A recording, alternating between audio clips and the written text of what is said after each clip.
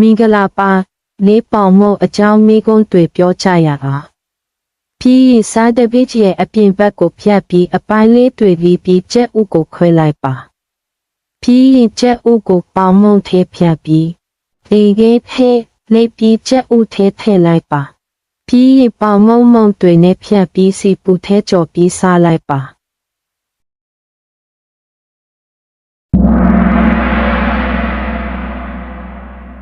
မိုဇာယေလာချိတ်တီဝါ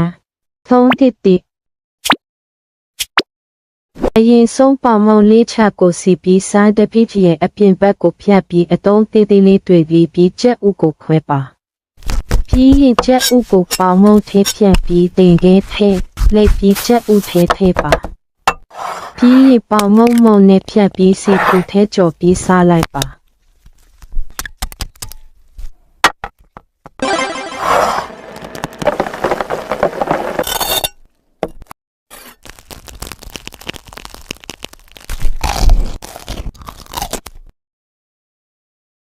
အရင်ဆုံးပေါင်မုံလေးချက်ကိုစီပြီးစားတဲ့ပိကြီးရဲ့အပြင်ဘက်ကိုဖြတ်ပြီးအတုံးသေးသေးလေးတွေပြီးဖြတ်ကကျက်ဥကိုခွဲပါ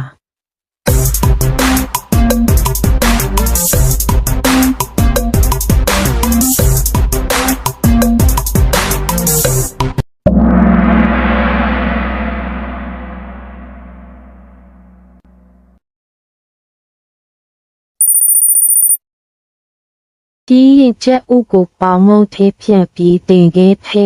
လက်ပြီးကျက်ဥထဲထည့်ပါ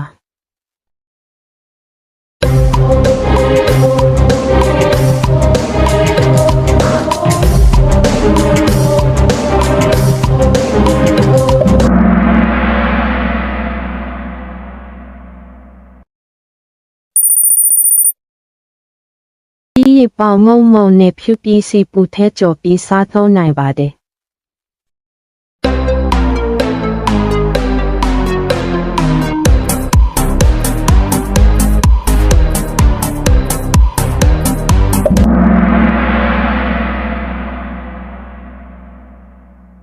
ပထမအထက်လေးပေါင်မုံအကြောင်းမိကုန်းတွေကိုသဘောကျတယ်။ပြီးစားတဲ့ပိကြီးရဲ့အပြင်ဘက်ကိုဖြတ်ပြီးအပိုင်းလေးတွေပြီးကျက်ဥကိုခွဲလိုက်ပါ။ပြီးကျက်ဥကိုပေါင်မုံထဲဖြတ်ပြီးတင်ခဲထဲလေးပြီးကျက်ဥထဲထည့်လိုက်ပါ။ပြီးပေါင်မုံတွေနဲ့ဖြတ်ပြီးစီပူထဲကြော်ပြီးစားလိုက်ပါ။နောက်မှတွေ့ကြမယ်